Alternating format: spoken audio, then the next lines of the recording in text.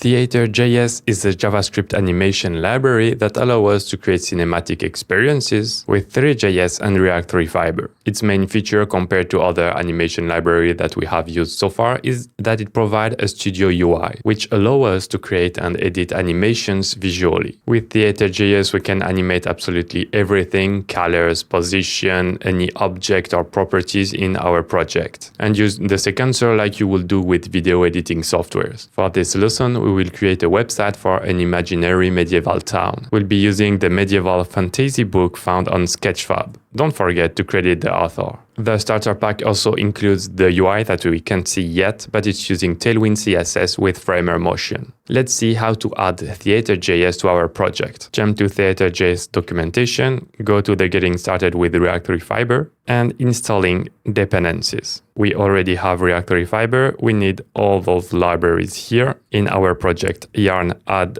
and the different libraries. Once it's done, yarn dev, and we can close the terminal. Now let's open app.jsx, and we will need to create a project. To do this, we need to import getProject from Theater core. Then globally, we create a project. Const project is equal to getProject, and you define the name of the project. I have to enter a new name, so I already have done Medieval Town, but it will conflict with my local storage and the URL of development. So I will use a new name, Medieval Town Video. So be sure it's unique between each of your projects, especially when you are using development server and you have exactly the same address working on. And then inside a project, we need a sheet. I'm really sorry if my pronunciation in English is incorrect. So main sheet is equal to project.getSheet, and we'll name it main, but we will be only using one. A sheet is meant to group multiple objects you want to animate, but for us it will be only one because we want to animate the camera position, where it looks at, and all those things, but it will be part of one big thing. To finish the installation, we need to wrap everything that we want to be able to be animated within a sheet provider. Here we will wrap the experience, and we need to attach the sheet. Main sheet. By the way, I made a mistake. Here it's project.sheet and not getSheet. Okay, so far nothing is happening. We just added Theater.js to our project. Now let's add the UI editor. To add the studio, first we need to import the extension because it comes as an extension, and we need to import studio from Theater Studio library that we already installed. Now we can call studio.initialize and studio.extend extension. Now the UI of the editor appeared inside our project. Before looking how it works, first let's make the book editable. Go to the experience, and we will import editable as E because the documentation refers to do it. It's easier to use E instead of the whole editable from Theater R3F. Now it works like we did with Framer Motion animation library. So we need to add E.directional light. So it will be an editable one. Not all types are provided. If it's an object that doesn't exist with the editable, you can still configure it manually by following the documentation. But for now, most of the objects we will use are compatible with editable. When we use E.something, we need to add a theater key. It has to be unique in our project to be able to reference it. We'll call it sunlight. So we will be able to animate the sunlight. We'll also want to animate the book. So E.group, theater key, medieval, fantasy, book. Now in the top left, we can see we have Medieval Town Video, which is the project. We have main default, which is our sheet. We have the sunlight and medieval fantasy book. This part in the top left corner is named the outline panel. This is where you have your tree of different objects you can edit. Let's click on an object, medieval fantasy book. It will expand on the top right, the details panel. This is where you can see all the different properties of an object that you can animate. For example, I can animate the position of the book. And if I want to create animations from it, I right-click on the name of it and click on Sequence. Now it will open the sequence editor here. I will zoom out. I'm currently in a higher zoom mode. And now if you are familiar to video editing software or maybe audio editing software, it looks like the same. You can edit some props on a timeline. Let's create a simple animation for the book. So we'll go to the first frame here. We click here to add a keyframe. We go 2 seconds later. We add another keyframe, or it's not mandatory. If we move it, it will automatically create the keyframe we need. Now we can go to the beginning of the timeline, press space, and it will animate it. I just zoomed in a little so you can read what is written here. So we have the main here. It contains everything. Then you have the medieval fantasy book and the position. It's pretty useful because if you want to change multiple props, let's say the Z position 2, we will animate. We'll go to the end of it. By the way, if you highlight a keyframe with your cursor, it will snap to it. So it's very useful. So do it like this. Then you animate the Z position 2. Go to the beginning. It will animate both. But let's say you want to shorten it. If you do it one by one, so X and Z, you can do with the snapping function, but it's not the most convenient. Instead, let's undo. So Command Z or Control Z if you are on Windows or Mac. And you can grab the whole group. So either position, either medieval fantasy book, or the whole one. So it really depends on what you want to achieve, but it's pretty handy. Let's make some space so we can hide the details panel and click here to display a snapshot. We'll also lower the seconds editor here. And here, what we can see is our 3D scene, but in a visual editor. So we can move around. To be able to do it like in Orbit Controls, you need to press Alt. If you press Shift, you are able to pan, and the mouse wheel to zoom in and zoom out. You can see on the top right, we have an error. Let's fix it. They say to add GL preserve drawing buffer to true. Let's do it. This is in app on the canvas. GL preserve drawing buffer to true.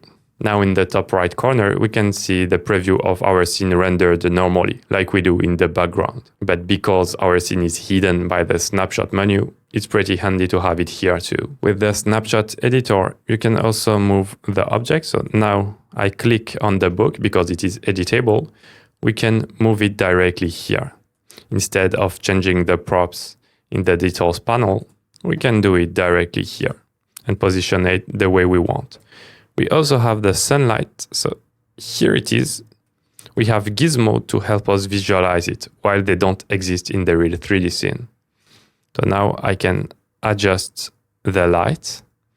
We can see it here because it's not rendered. So we can change the type of render we do. So here it's rendered, but it's not working pretty good. So we'll prefer to keep it on flat mode. And we will preview in the real scene here.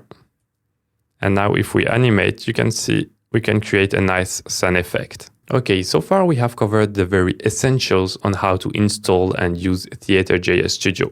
We will learn more by creating our sequences to build our website. Our project will consist of 3 sequences. We will have an intro animation to display 2 buttons. One to say go to the castle. So when we will press the button, we will animate it toward the castle. Then we will be able to do back. We will see again the castle button and the windmill button. And if we press windmill, we will be able to go in front of the windmill to display the scene nicely, and also being able to go back to the home section. I've decided to do this because doing a linear animation that follow one single timeline is pretty easy. But to have different sequences that we can play back and forth is not the simplest way, and we want to learn how to use Theatre.js in any project. So that's what we will do. We won't animate the book, but instead we will animate our camera. Currently we have a default camera and don't have access to it. So instead we will create our camera manually. So perspective camera. But you can see we have the one from Dry Library and another one from Theatre. So let's use the Theatre one. The position will be the same than here.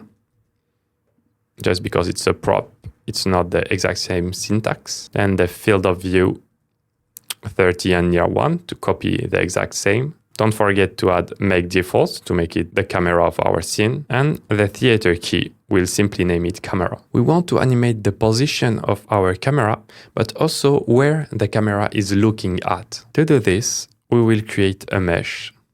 So e.mesh, or we need to do the import here too. So import editable as e from theater. So e.mesh, theater key will be camera target. We'll say it's only visible in the editor.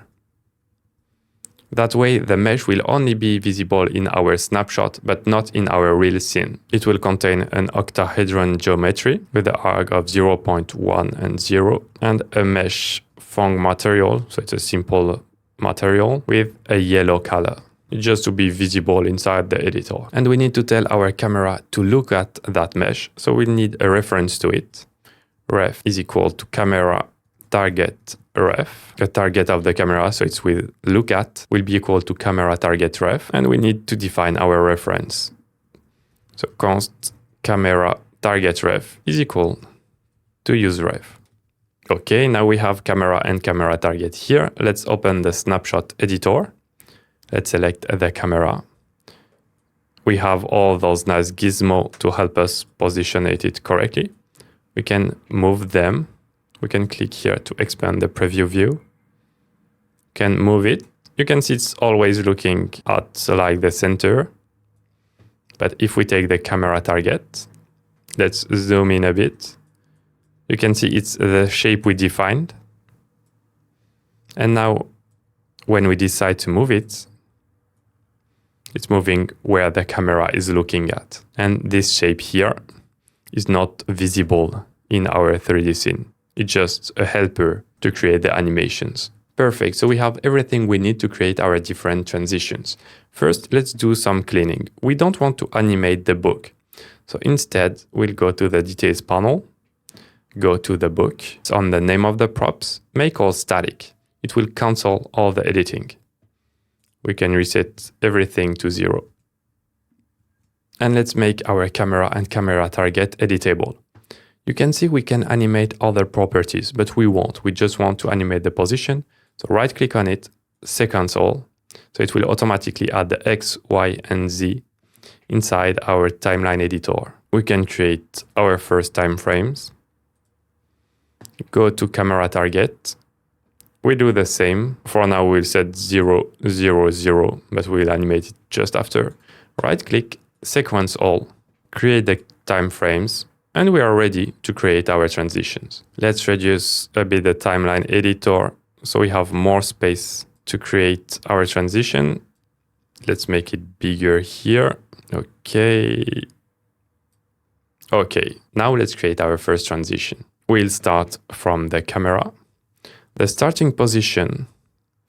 So currently we are here, but we want to be behind the book to display the cover of the book. Let's say, for example, we are here, a bit on the side. It's looking pretty nice. The camera target, where is it? Here we can say, okay, we want it to be slightly below the book. And or maybe here at the starting of the book here. Now let's create our first animation. So let's go to 2 seconds. You can adapt to your preferences. Go back to the camera. We'll go on the top.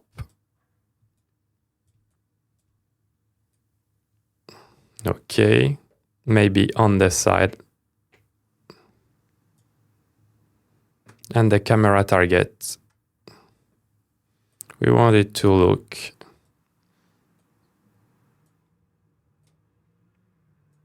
and show the whole scene. Then we can go later, let's say 5 seconds. We want our camera to go closer.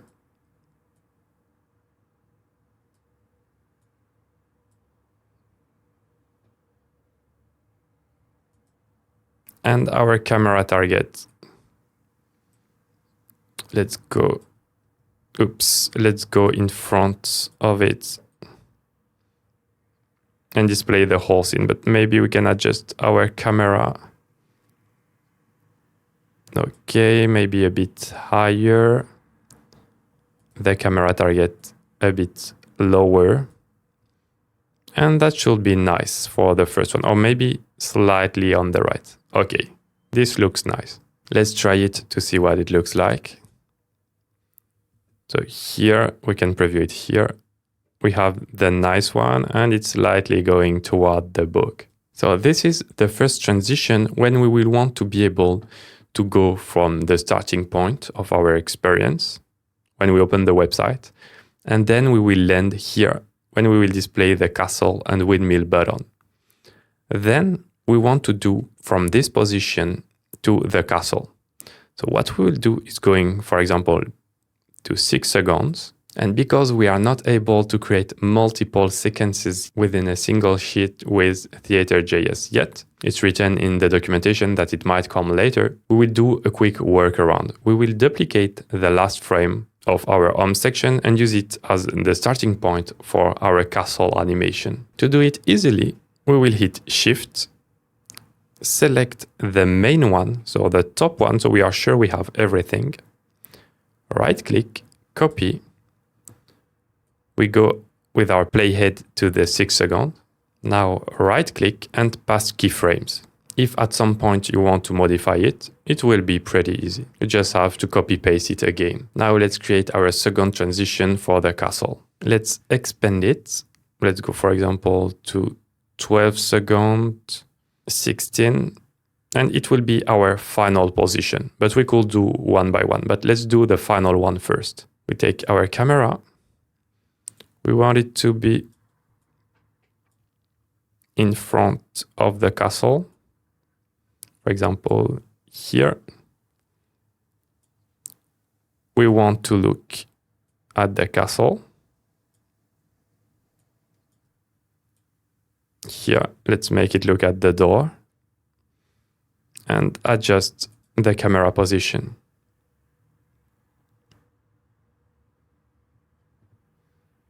Currently, we are too far.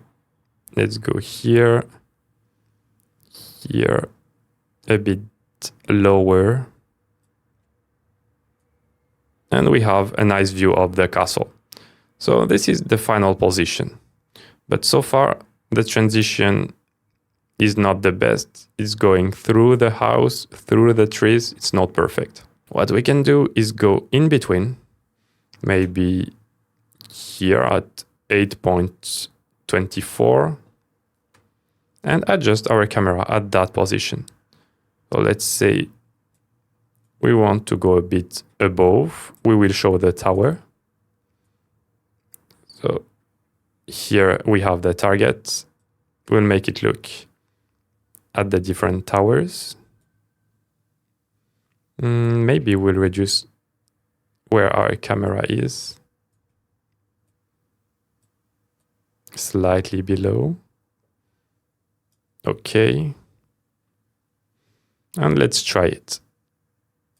We are here. We look at the towers. And then we show our castle. Of course, you can adjust to what you like and add multiple keyframes in between to create a better animation effect. Now let's do the second transition. So I don't know if we still have in our clipboard. So let's select main, right click, copy. We go, let's say, to 14. You can hit Shift and the mouse wheel to navigate horizontally like this. I will expand the length of our sequence. Go to 14 so we have plenty of space. Right click, pass keyframes. So now we are back at our starting point. Let's say we want to finish the windmill at 18 something. We don't care exactly where. And let's do exactly the same we did for the castle. So we will start by animating the camera. We want the final position to be in front of the windmill, maybe slightly on the left.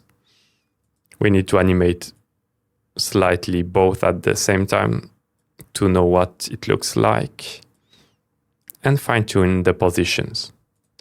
So here, the windmill is a bit too much visible, so let's move it here. Okay, maybe we can get closer. So I'll take the camera, make it a bit closer, a bit lower, animate the camera target here a bit on the left to still be able to see the windmill, but I don't like the fact that it is cropped here. So I will move the camera slightly above, and same for the camera targets. Oh, but we can see the door, so let's move it backwards. I really want to have a nice composition in the end.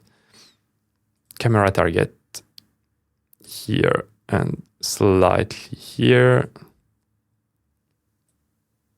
Okay.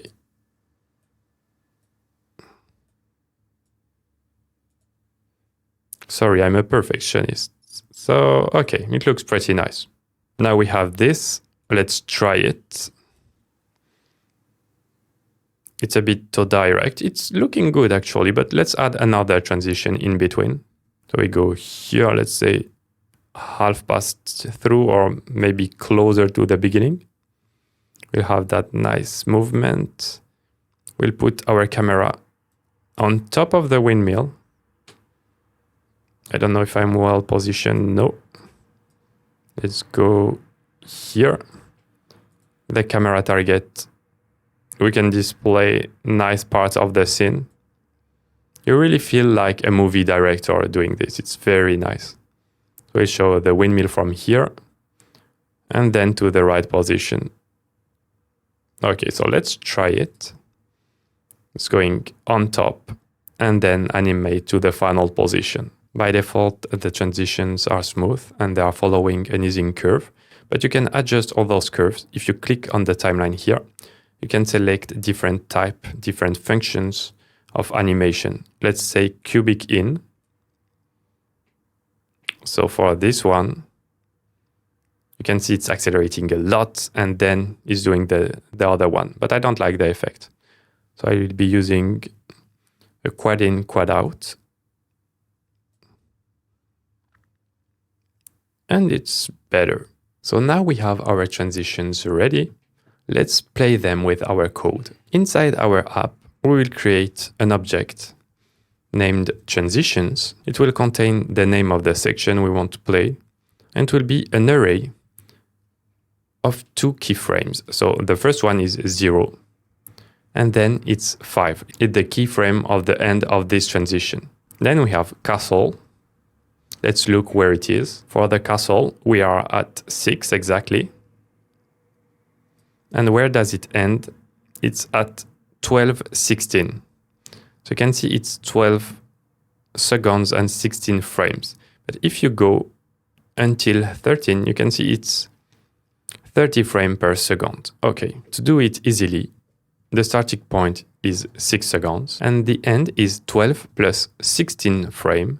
But because it's 30 by second, it's divided by 30. Then windmill. Let's look at what we did. We started precisely at 14 and it ends at 18.5. So the starting point is 14 and the end is at 18 plus 5 divided by 30. You can see that the starter project already contains a current screen and a target screen. We'll be using them. Let's create a use effect based on the target screen. So it's when we click somewhere, it will change the target screen.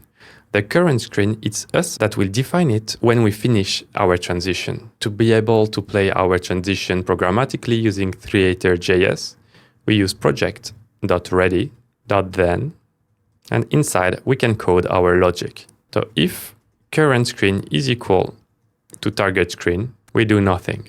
Then let's get our transition.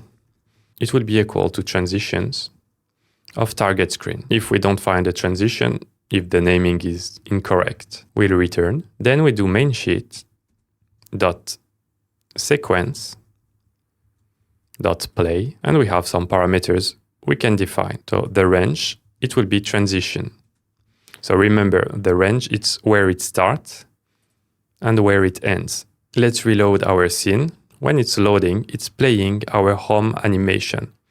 But then it stops here and we don't display the UI yet. What we can do is after the play, we can have the then because it's using promise. Set current screen is equal to target screen. When we reload, we have medieval tone appearing directly, and we don't want it. It's because we are using strict mode in development mode, and it will call our use effect twice. So it's a React thing. We can add a check to not execute it twice. Let's create a reference. Is setup is equal to useRef. Set it to false. Then we will check if we are set up and our current screen is the intro. We'll just return and don't do it.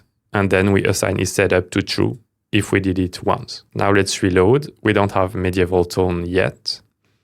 And once it's over, when the then is called, we have it appear. If we click on visit the historic castle, it's playing correctly the animation. Then it showed the UI because it's the logic inside the UI code. And back to the entrance, we need to play our animation in reverse mode. Let's create a variable to say, do we play the animation in reverse mode? Let's name it reverse. So is the target screen home? And our current screen is not the intro because the first one we want it to be in the forward mode. So if we are in reverse, we'll play the current screen animation, current screen transition in reverse. Otherwise, we do what we were doing before. We go to the target screen. And in the options of our play, we can define the direction. So if we are in reverse, we'll set reverse. If not, normal. Another cool effect we can do is adjusting the speed, so the rate, based on if we are on reverse. So we'll make it faster when we are doing back. Otherwise, the default speed. Let's try it. Discover the town windmill.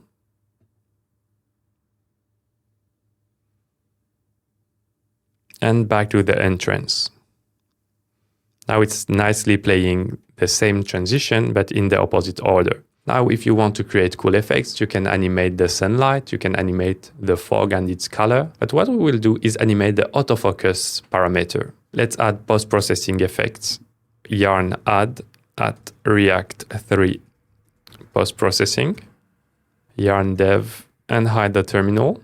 In our experience, we will add the autofocus component within an effect composer. So from React 3 post-processing.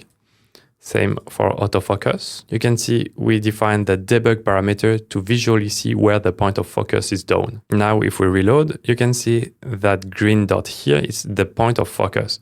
That's why it's blurry in the foreground, while in the background, it's more precise. Like we did for the camera target, we will create a target for the autofocus. We create a e.mesh, we added a theater key. We will create a reference to it and make it visible only in the editor. Then for the shape, I chose a sphere this time and a mesh basic material in a wireframe mode. Then we will need two references. A focus target ref, it's the one we will assign to the autofocus.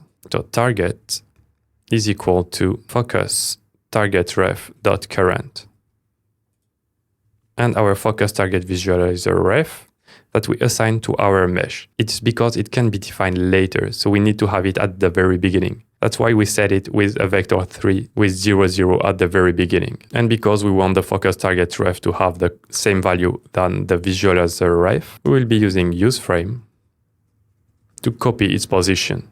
So if we have a focus target visualizer ref dot current, we will do focus target ref dot current, and it will copy focus target visualizer ref dot current dot position. Now let's try it if it works. So we will select the focus target. We want to see in the snapshot editor to be able to move it. So we don't need the editor here. We have our focus target point here. We can move it. Let's say we want to focus at the beginning on the bridge. And now, if we look at our scene, we can see the foreground isn't blurry anymore, and it's the castle that is blurry. The blur is moving as we move the focus point. Okay, so now we can add it to our existing sequence. And because everything is in place, we just have to add our animation of the focus target. So let's go to the starting point. we select the focus target. Inside the details panel, we will sequence all for the position. Same as before, we just want to animate the position for now. We go at 0. And we animate where we want the focus. So I think in the very beginning, we want it to focus on the book, maybe here. Then if we go at 2, we will want to focus on the castle in the background. And then at the end of our animation at 5, we'll set the focus in front.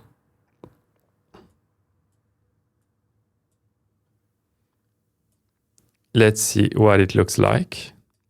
If we play it manually, we have the focus there, and then it's coming in the foreground. Now we can copy the focus target here, apply it on the 6, but we can also create manually the keyframes, and we can do the same at 14. If we don't want to copy the keyframe, it's also easy to do this. So for the castle, where do we want the focus to be?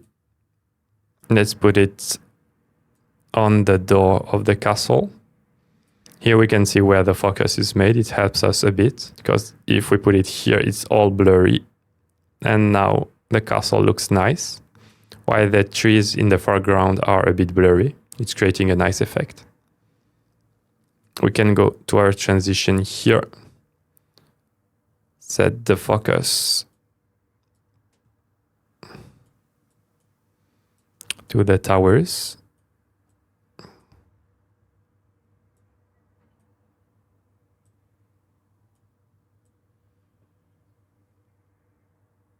And we are good. Now to the windmill, we do exactly the same process. We go to the end. We don't have to be too precise. We can leave it here. It's not a big issue as long as our transition will play until there. Here, the focus, we want it to be on the windmill and have the castle blurry. Here it is. It's looking pretty nice, and the castle is blurry, making some space here for the text to be pretty visible. And while we are animating, our point of focus will be around the windmill. Okay, perfect. Let's look at what we have. You can see the focus point moving, and our text is appearing. If we go to the windmill, it's also animated, and the focus is here, and the nice blurry background here. Now we are happy with the final result. Let's prepare our project for production. So we need to do two things. Save the data, because currently it's stored in our local storage in our browser. And we also want to not display the UI for the end users. To save the data, it's very easy. Click on Medieval Town Video, set the project name here, open the details panel, and export to JSON. It will download a file. Then this file, you can drag and drop it to the source assets folder in your project. You can see it's a JSON representation of your whole project and sequences. Now let's import our file. So import project state from the JSON file, and we will create a variable named isProduction. So const isprod.